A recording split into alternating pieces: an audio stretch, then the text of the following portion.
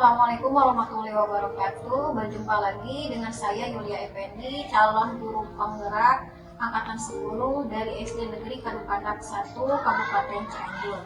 Kali ini saya ditemani oleh Ibu Siti Dalia. Beliau adalah salah satu guru SD Negeri Kadukandak 1. Assalamualaikum Bu Siti. Waalaikumsalam. Bagaimana kabarnya di hari ini? Oke, alhamdulillah ya, hari ini kita akan mengadakan percakapan praobservasi. Sebelum nanti saya amati proses kegiatan mengajar ibu atau sebelum saya melakukan supervisi kelas. Adapun tujuan dari dilakukan supervisi ini yaitu untuk mengetahui dan mengevaluasi proses pembelajaran yang akan ibu laksanakan.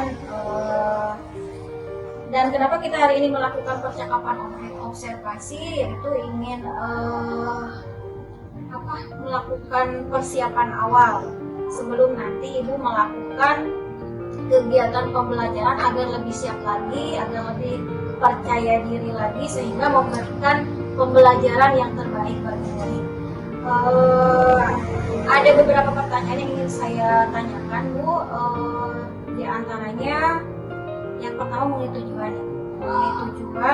Kira-kira apa tujuan pembelajaran yang ingin dicapai?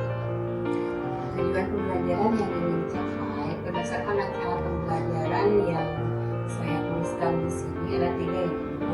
Yang pertama, setelah mengamati video organ pencernaan manusia, siswa dapat menyebutkan 6 organ pencernaan manusia. Yang kedua, setelah mengamati video organ pencernaan manusia, siswa dapat mengerjakan LKPD yang menjelaskan fungsi masing-masing organ pencernaan pada manusia dengan benar. Kemudian yang ketiga, setelah bekerja kelompok, siswa dapat menempelkan gambar organ pencernaan manusia tepat sesuai dengan keterangannya. Begitu. Siap. Jadi ada 3 tujuan yang ingin dicapai. Bagaimana dengan area pengembangan yang ingin ibu capai atau ingin ibu lakukan observasi? Baik, untuk area pengembangannya mungkin saya menggunakan 2, yaitu pengetahuan dan juga keterampilan.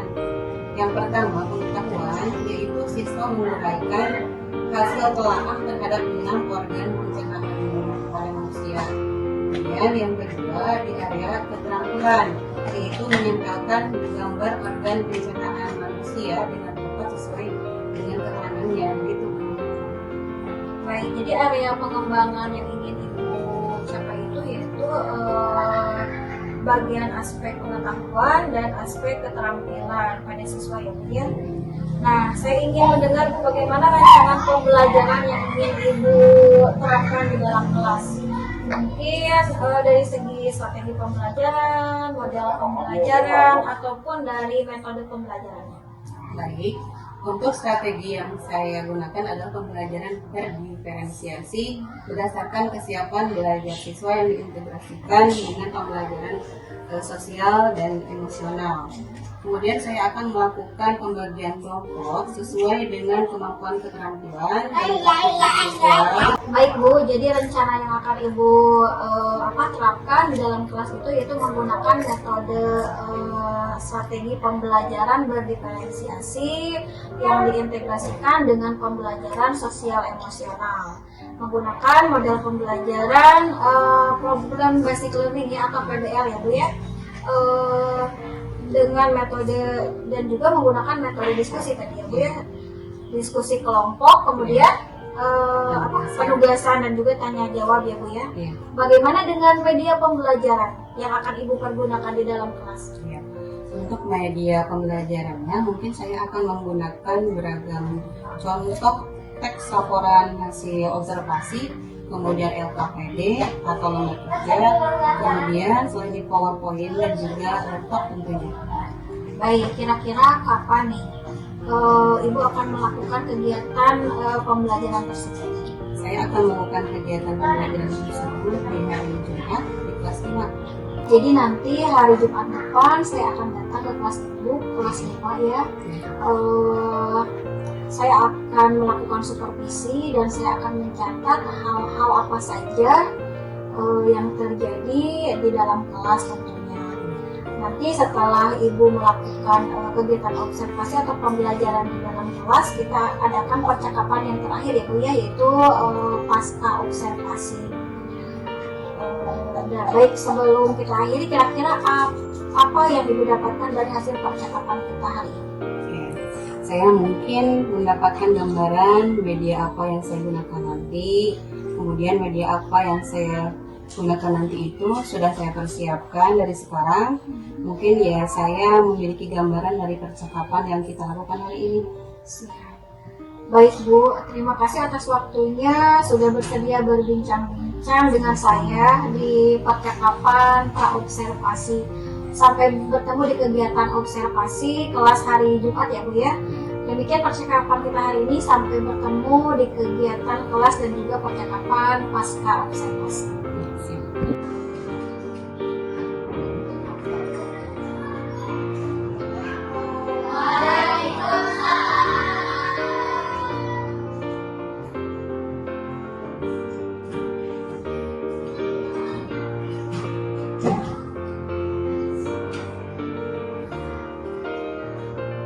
Selamat pagi anak-anak.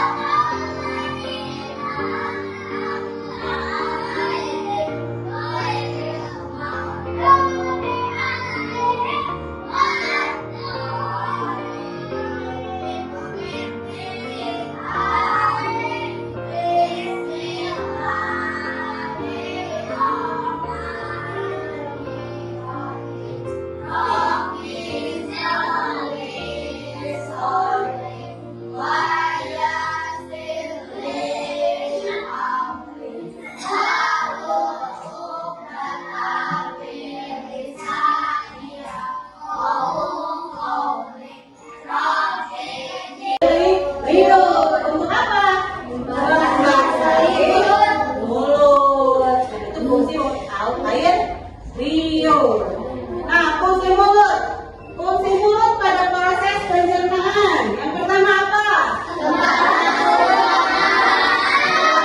Tempat masuknya makanan. Yang kedua apa?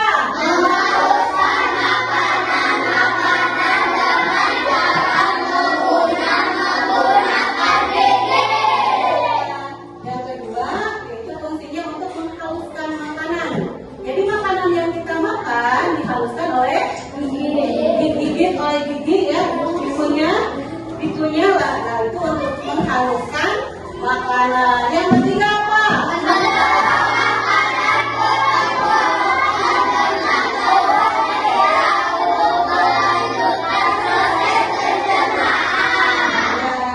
yaitu mendorong makanan ke tenggorokan dengan bantuan lidah. Nah, untuk melanjutkan proses pencernaan. Dan yang keempat yaitu proses pencernaan di dalam mulut dibantu oleh yang terdapat liur. Nah, selanjutnya yang kedua apa tadi? Nah, tenggorokan dalam bahasa medis disebut apa? Taring, ya. Dalam bahasa medis tenggorokan itu disebut taring. Taring ini alat pencernaan yang memiliki fungsi mengantarkan makanan dari mulut menuju apa? Esofagus. Nah, di dalam tenggorokan terdapat dua rongga, ya. Satu rongga yang mengantarkan makanan ke esofagus dan satu lagi yaitu rongga pernapasan. Maka saat makanan mulai masuk ke tenggorokan, ada dua hal yang mungkin terjadi. Ya, jika makanan melewati jalur tenggorokannya benar, maka makanan akan sampai di esofagus dan melanjutkan proses pencernaan. Sedangkan jika makanan masuk ke jalur yang salah atau jalur pernapasan, maka kita akan apa? Meledak, ya, kebersihan dan sebagainya. Nah, maka dari itu, untuk mencegah makanan melewati jalan yang salah, di dalam tenggorokan ada epiglotis yang berbentuk seperti daun. Nah, fungsinya hampir sama, yaitu pintu otomatis bisa membuka dan menutup sesuai dengan kebutuhan. Ya. Nah, selanjutnya esofagus yang tadi Ibu bahas, ya.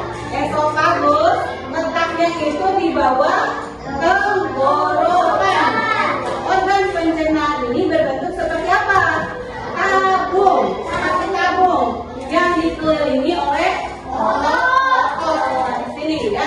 Nah, di sini. Fungsi esofagus yaitu menghaluskan makanan menjadi bagian yang lebih halus dan kecil agar mudah dicerna oleh lambung. Nah, proses menghaluskan makanan tersebut menggambarkan gerakan mekanisme peristaltik, ya. Yang ketiga apa? Lambung. Nah,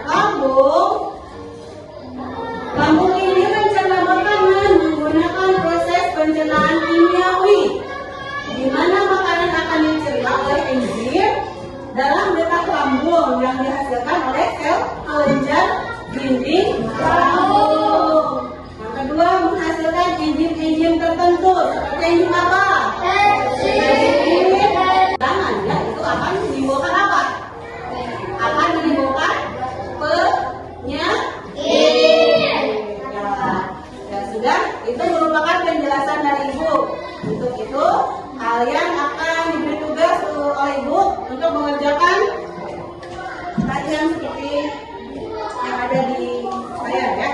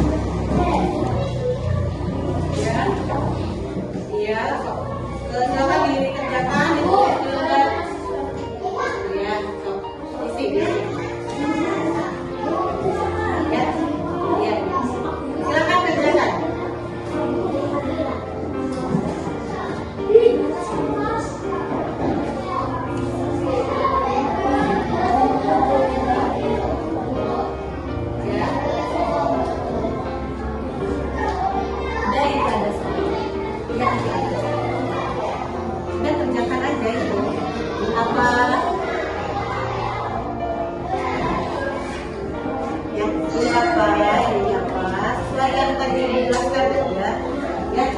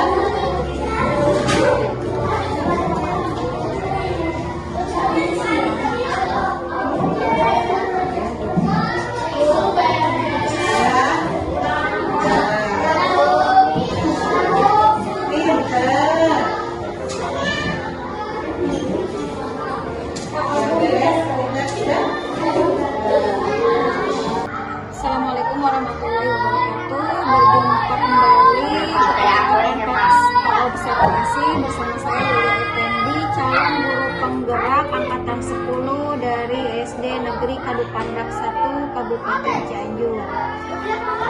Saya masih ditemani oleh Ibu Siti Daria sebagai guru yang diobservasi pada kegiatan supervisi akademik. Bagaimana kabarnya Bu hari ini? Alhamdulillah baik. Alhamdulillah baik.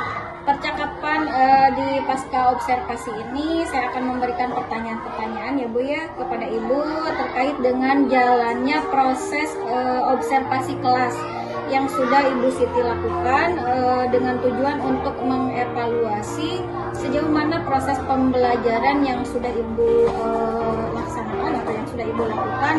Untuk pertanyaan yang pertama, bagaimana nih Bu perasaan Ibu terkait dengan jalannya kegiatan observasi kelas yang sudah Ibu laksanakan?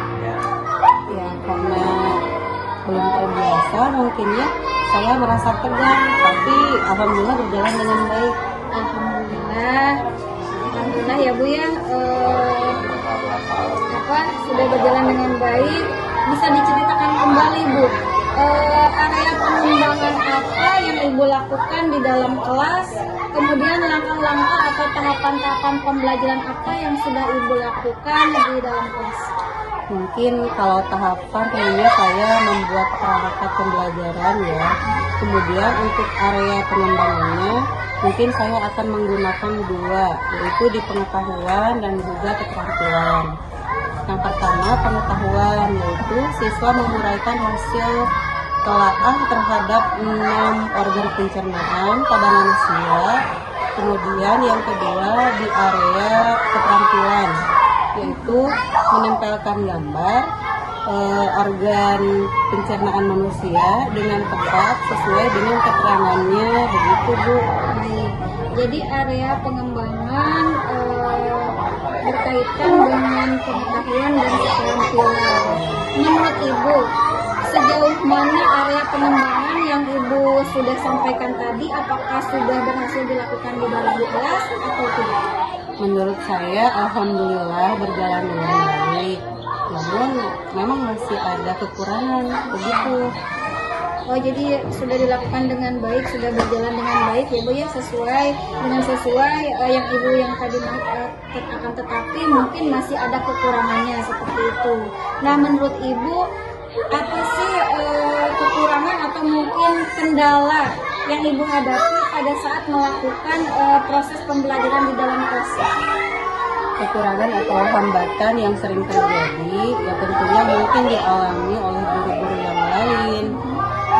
Juga ya masih ada beberapa siswa yang tidak ingin terlibat dalam kegiatan belajar tersebut. Artinya siswa tersebut kurang aktif begitu.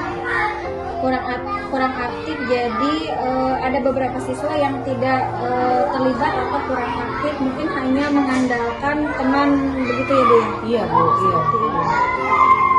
Kira-kira nih, mengapa Ibu bisa terjadi seperti itu? Kenapa mereka kurang aktif? Kenapa tidak mau ikut terlibat dalam diskusi kelas? Mungkin dalam pembagian kelompok dengan jumlah siswa yang terlalu banyak, tiap kelompoknya saya juga akan menggunakan pendekatan yang sesuai dengan minat anak. Misalnya, saya bagi kelompok berdasarkan gaya belajarnya. Ada yang gaya belajarnya visual, auditori, dan kinestetik, sehingga anak akan merasa lebih nyaman. Jadi saya sesuaikan dengan kenyamanan anak tersebut. Mungkin saya melakukan pertanyaan kepada anak tersebut agar menyesuaikan dengan kegiatan yang ada di kelas. Harus seperti itu apa begitu Bu? Baik, jadi itu adalah rencana ke depan ya Bu ya. Ya. Pada saat nanti proses pembelajaran ke depan, Ibu Siti nanti akan menyesuaikan dengan kenyamanan mereka menggunakan gaya belajar yang tadi Ibu jelaskan ya, yang ada 3 itu, yaitu auditori, visual, dan kinestetik. Masing-masing ada yang menggunakan gaya belajar seperti itu dan juga menggunakan kinestetik itu. Mudah-mudahan apa yang nanti Ibu Siti rencanakan dapat terrealisasi dan memberikan proses-proses pembelajaran yang lebih baik lagi ya Bu ya, dibandingkan dengan yang kemarin tentunya.